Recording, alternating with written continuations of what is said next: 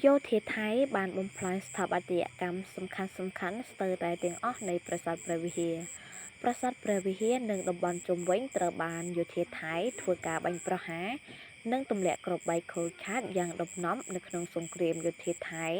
ឈ្លានពានប្រទេសកម្ពុជាទាំងលើកទី1និងលើកទី2តាមរយៈសេចក្តីប្រកាសព័ត៌មានស្តីពីស្ថានភាពខូចខាតនៅរមណីយដ្ឋានប្រាសាទព្រះវិហារជាទីសក្ការៈនៅថ្ងៃទី12ខែមករាក្រសួងវប្បធម៌និងវិចិត្រសិល្បៈបានបញ្ជាក់ថាការខូចខាតនេះបានកត់ត្រាចងក្រងចាប់ពីថ្ងៃទី24ដល់ថ្ងៃទី28ខែកក្កដាឆ្នាំ2025រួមមានទាំងការខូចខាតប្រាង្គប្រាសាទព្រះវិហារចំនួន142កន្លែងនិងតំបន់ជុំវិញចំនួន42កន្លែងរួមបញ្ចូលទាំងវត្តកែវសិក្ខាគិរីស្វារៈហេដ្ឋារចនាសម្ព័ន្ធសាធារណៈ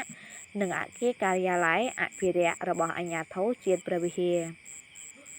ដោយឡែកសហគមន៍ជំវិញប្រាសាទព្រះវិហាររងការខូចខាតចំនួន60កន្លែងរួមមានទាំងផ្ទះសម្បែងសាលារៀនវត្តអារាមនិងហេដ្ឋារចនាសម្ព័ន្ធសាធារណៈផ្សេងទៀត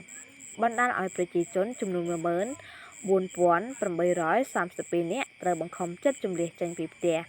ការខូចខាតទាំងនេះត្រូវបានកត់ត្រាចងក្រងជាផ្លូវការដោយអាជ្ញាធរជាតិព្រះវិហារខែតុលាឆ្នាំ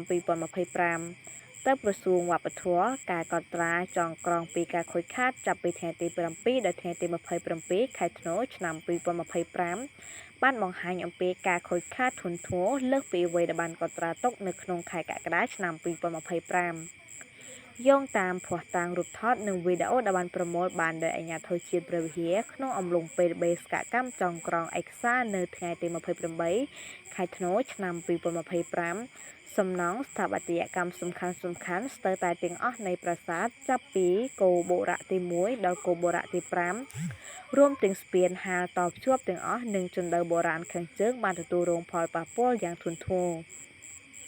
ក្រសួងវប្បធម៌បានបញ្ជាក់បន្ថែមថាការខូចខាតទាំងនោះគឺបណ្ដាលមកពីការផ្លុំគ្រាប់ធន់ម្ដងហើយម្ដងទៀតនិងការទម្លាក់គ្រាប់បែកពីលើអាកាសចេញពីយន្តហោះគ្មានមនុស្សបើកនិងយន្តហោះចម្បាំងដែលបានបែកសម្ដៅផ្ទាល់មកលើតំបន់បេតិកភណ្ឌពិភពលោកប្រាសាទព្រះវិហារ